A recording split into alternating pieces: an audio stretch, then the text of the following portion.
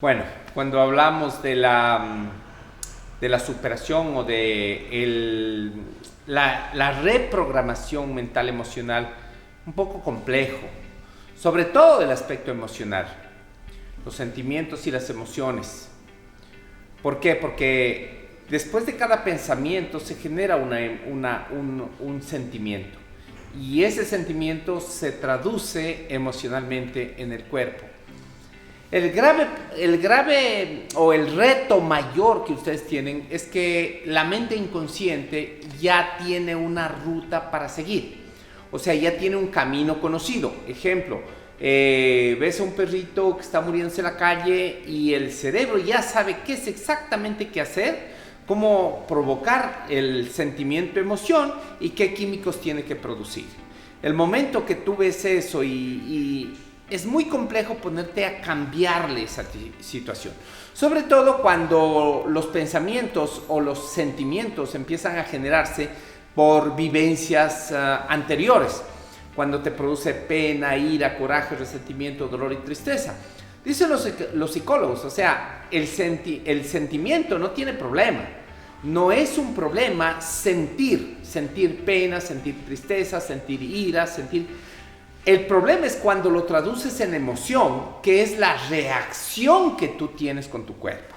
Ejemplo, si tienes ira, normalmente tu cerebro ya sabe que con la ira va adrenalina y con la adrenalina generas que haya inyección de glucógeno en sangre y espera la pelea y se pone rojo de las iras y se muere de las iras.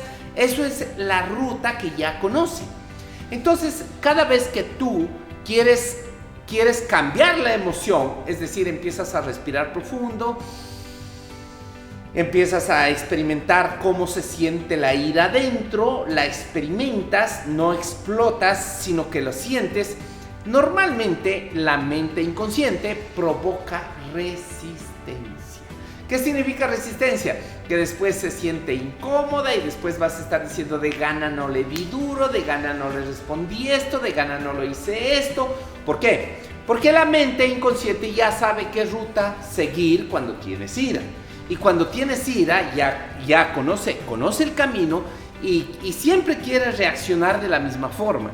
Pero el momento que tú reaccionas de otra manera, no sé, dices perdóname, lo siento, te amo, gracias, o haces alguna técnica o la técnica de la respiración para simplemente sentir el coraje, sentir la ira, pero no reaccionar, es decir, que no logres que esa emoción inunde todo tu cuerpo. Ese momento tu mente inconsciente empieza a hacerte sentir mal, ¿ok? Es lo mismo que cuando tu hábito, tu costumbre es comer pan. Entonces, si no comes pan, sientes que tienes hambre. Y cuando sientes que tienes hambre, entonces te da coraje o te da iras, otros se ponen tristes. Entonces, esa emoción se genera. Mira cómo es la cadena de cómo se generan las emociones. Y el momento que te pido que empieces a gestionar las emociones, es decir, empezar a tomar decisiones, cómo reaccionar, cómo actuar, porque en sí las emociones están diseñadas para sentir, o sea, son parte de la anatomía y de la fisiología del cuerpo.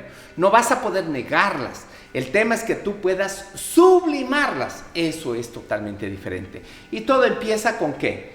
Con la autoobservación, darte cuenta cuando estás inmerso en esas emociones.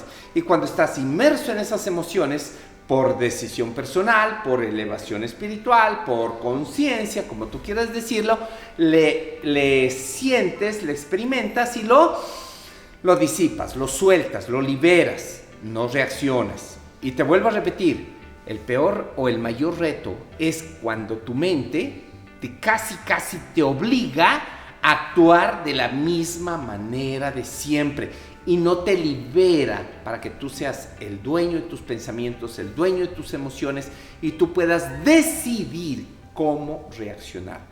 Eso es un poco el trabajo fuerte que tienes que aprender a hacerlo, ¿ok? Porque vas a tener que enfrentarte a los pensamientos, sentimientos, emociones que tú normalmente ya produces y ya sabes cómo gestionar cada sentimiento, cada emoción y como sabes ya cómo gestionarlo, el rato que quieres gestionarlo de una manera diferente, sintiendo paz, armonía, sin alterarte, ese momento tu mente inconsciente reacciona y literalmente te reclama por qué no has actuado de la misma manera de siempre.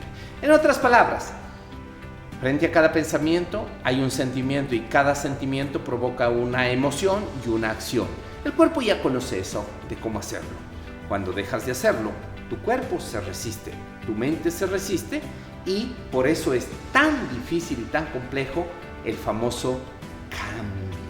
Cambia tú primero. Y la gente realmente no le da pie con bola cuando hablamos de cambiar y transformarse tú primero para que el mundo cambie.